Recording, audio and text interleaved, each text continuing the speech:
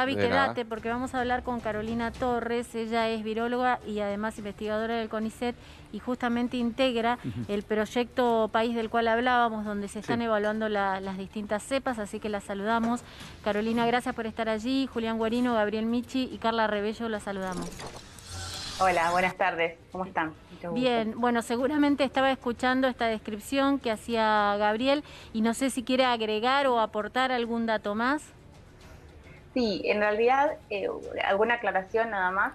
En realidad nosotros, bueno, hacemos estas detecciones de casos, pero como este análisis se realiza sobre una proporción solamente de las muestras positivas, en realidad la detección de casos tiene que verse en función de la frecuencia de casos Ujú, analizados. ujú. O sea, no se interpreta de la misma forma que lo que sería un número de casos para diagnóstico, porque no podemos hacer la secuenciación para conocer exactamente de qué variante Ujú. estamos viendo el caso. Entonces se toma siempre en proporciones y una de las cosas que más nos llamó la atención, más que el número absoluto de los casos, es el aumento que se observa en las últimas semanas epidemiológicas, especialmente para la variante de Reino Unido y para la variante de Manaos, especialmente en la zona de Cava Ujú. y del Gran Buenos Aires. Doctora, eso quiere decir Sí. que, a ver, lo preocupante no es solamente la variedad, sino que además estas dos cepas, la del Reino Unido, pero sobre todo entiendo la de Manaus, va de alguna manera teniendo una prevalencia sobre el resto de las variantes, es más agresiva y crece mucho más rápido que el resto. Bueno, en realidad lo que hasta el momento no podemos atribuir, Ujú. digamos, que este incremento tan fuerte que estamos viendo en los casos, sobre todo desde hace 10 días para acá, sea a causa exclusivamente de estas variantes, porque en proporción en realidad ahora representan alrededor de un 25 o 30%, depende de la zona donde lo estamos mirando, bueno, Sí. excepto el caso de Olavarría, que sí fue un poco más llamativo, pero en el resto, digamos, no estarían representando la mayoría de las nuevas infecciones, por lo menos hasta el momento de ese informe que llegó hasta la última semana de marzo. De todas formas, son variantes que demostraron reemplazar a variantes de circulación habitual en corto periodo de Ujú. tiempo. Esto está muy visto para lo que es la variante de Reino Unido, porque en todos los países donde ingresó y se estableció en circulación comunitaria, luego de un periodo de tiempo, más o menos entre las 4 y las 6 semanas, desde que alcanza una proporción de aproximadamente el 5% de los casos, pasa a ser la variante predominante. Eso se vio en Europa, en un montón de países, y es lo que se vio en Estados Unidos también. Respecto a la variante de Manaus, tenemos mucha menos información y la verdad que la información que tenemos está un poco sesgada por el contexto epidemiológico de Brasil, Mm. que no solamente, digamos, sí vio, por supuesto, una propagación muy importante, en principio en el estado de Amazonas, pero luego en el resto de Brasil, de la variante P1, pero la verdad es que todas las asociaciones respecto de la severidad de esa variante hay que tomarlas en el contexto epidemiológico de un sistema sanitario colapsado. No tenemos tantos datos como por ahí los tenemos para la variante de Reino Unido, que ya hay muchos más países que han podido registrar cómo fue la dinámica, tanto de la propagación como de la severidad de los casos.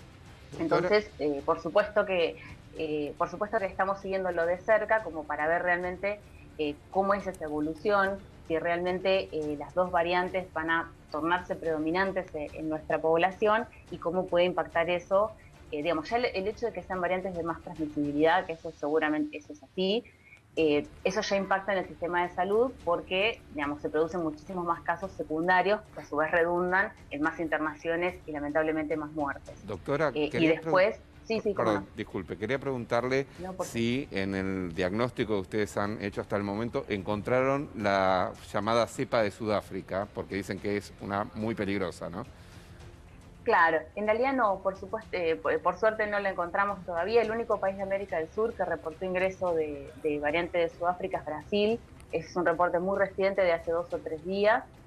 Eh, pero en realidad lo que tiene esa variante de particular es que genéticamente es bastante diferente al resto y entonces cuando se han hecho estos ensayos como para ver la respuesta de neutralización de anticuerpos de personas que fueron infectadas en lo que sería la primera ola o personas vacunadas, muestra más diferencias y eso, digamos, puede impactar en lo que es la eficacia de las vacunas. Entonces, es la variante en el sentido más peligrosa, en el sentido que puede eventualmente tener más impacto en lo que podría ser la vacunación, digamos, la disminución de la eficacia de una vacuna. no a nivel de agresividad, porque eso no se estudió para esta variante.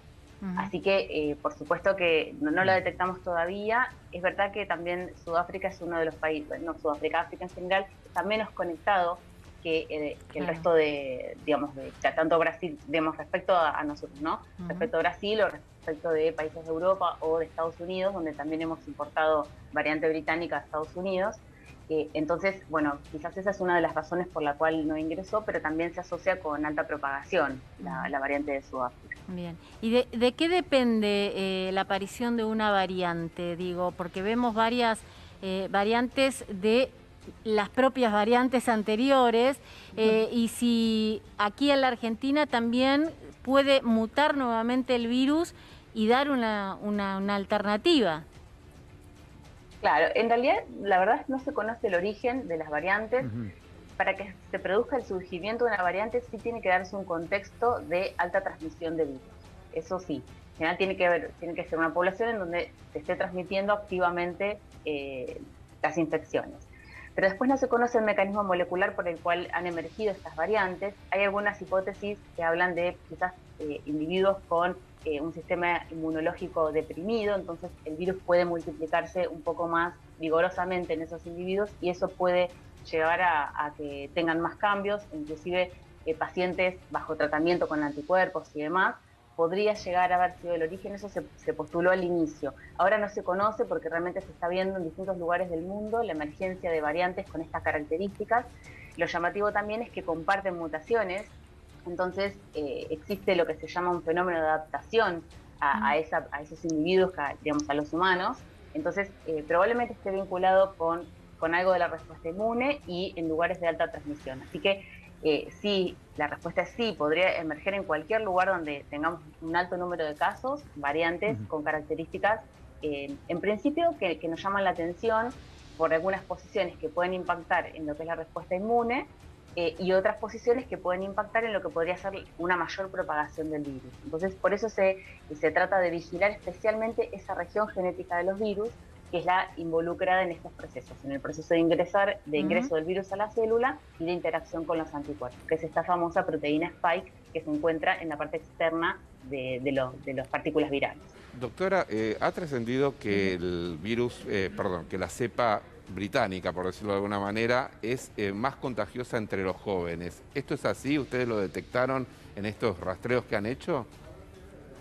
Bueno, la verdad es que no tenemos hecho un análisis respecto a la edad de los individuos de los cuales tenemos muestras o muestras al azar, entonces en realidad podemos tener muestras de cualquier edad.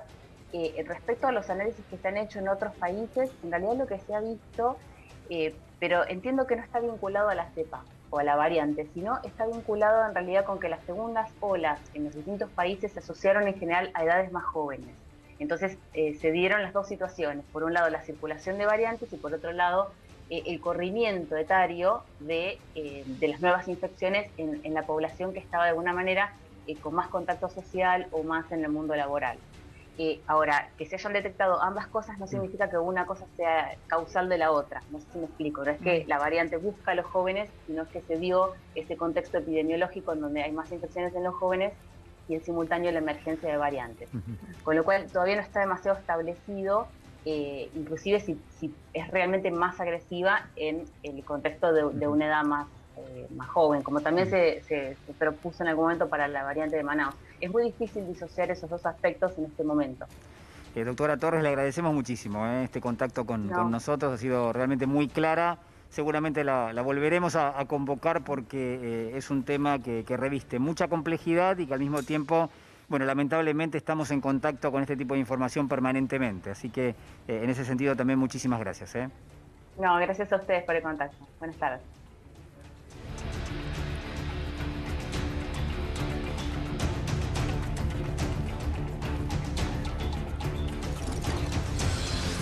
Bueno, nos vamos a ir a la pausa, pero en instantes hablamos del ministro de Economía, Martín Guzmán, que va a ser recibido por el Papa Francisco. Ustedes saben, Martín Guzmán está en una especie de gira, llamémoslo así, por la Unión Europea y en ese contexto ya mantuvo en el día de ayer y en el día de hoy, digamos, sendos encuentros con representantes del gobierno.